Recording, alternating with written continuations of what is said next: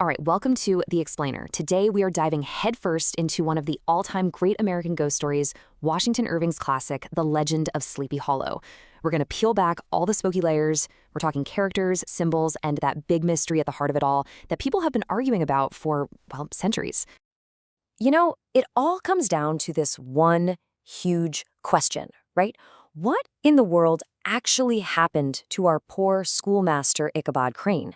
Did he really get carried off by a ghost, or was this whole thing just a really, really clever prank by a jealous rival?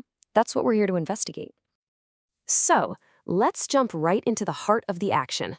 Picture this, a spooky chase in the dead of night. This mysterious headless rider on a massive black horse, and then, poof, the schoolmaster is just gone. Forever. Talk about leaving a story behind.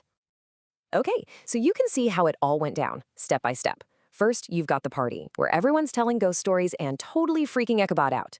Then, the ride home. That's when he meets our headless friend.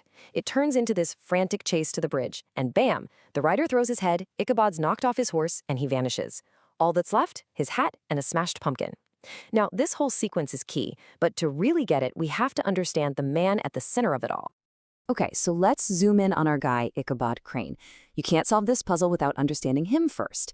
And the number one thing you need to know about Ichabod, he was not from around here. A total, complete outsider. See, he's from Connecticut, and he comes into Sleepy Hollow with all these, well, different ideas. He's all about ambition, progress, and what you can learn from books. And that just clashes big time with the old school, traditional vibe of this little Dutch town.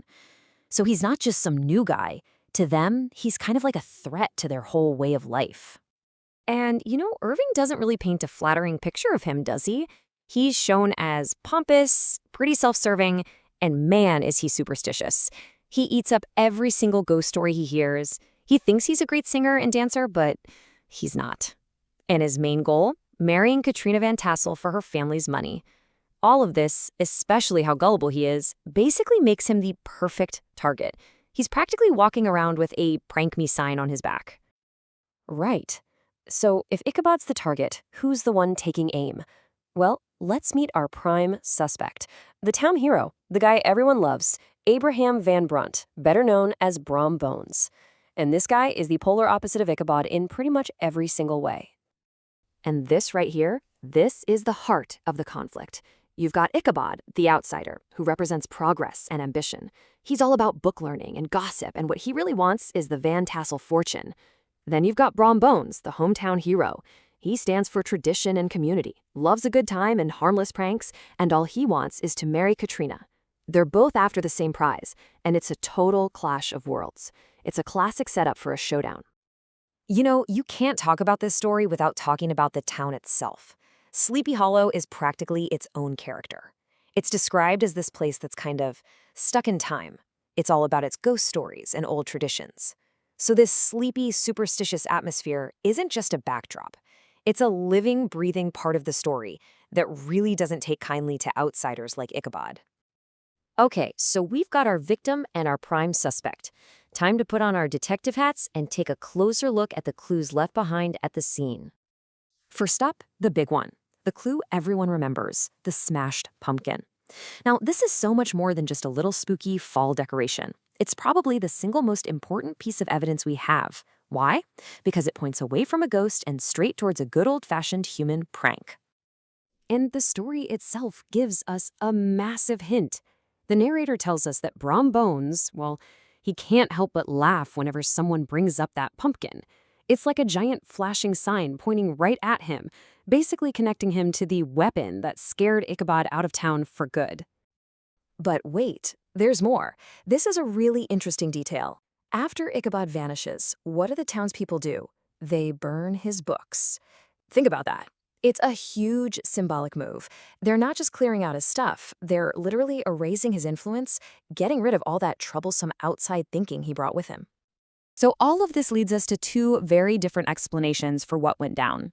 Was it a real ghost or just a really convincing prank? And this is where the genius of the story comes in. Irving kind of leaves it up to us to make the call. So let's break it down. You have the supernatural theory. The rider was the ghost of a Hessian soldier. The head was a real skull. and Ichabod was literally carried off by a ghost. That's what the town believes. Then you have the rational theory. The rider was just Bram Bones in disguise. The head was that pumpkin, and Ichabod just got scared so badly he ran away and never came back. All the clues really seem to point to this one, don't they? But here's the thing, and this is the really cool part. Maybe the point isn't what happened. Maybe Irving's whole message is about something bigger.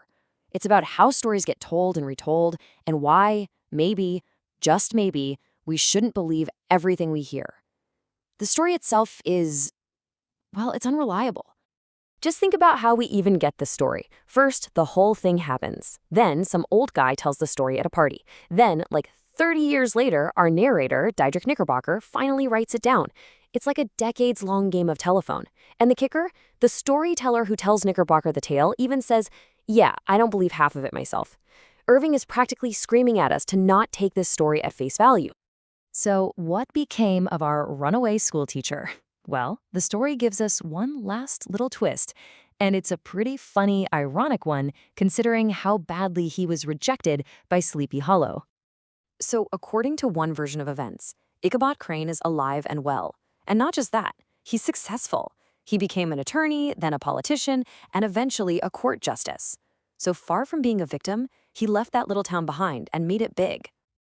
And this is where Irving's satire is just brilliant.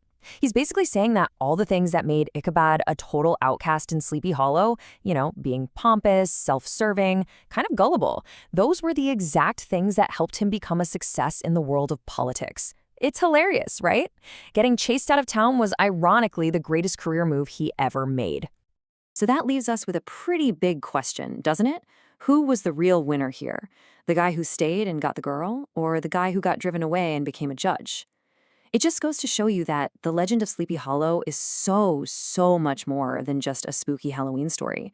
It's this incredible look at tradition versus progress, what's real versus what's a story, and yeah, just the enduring quirks of human nature.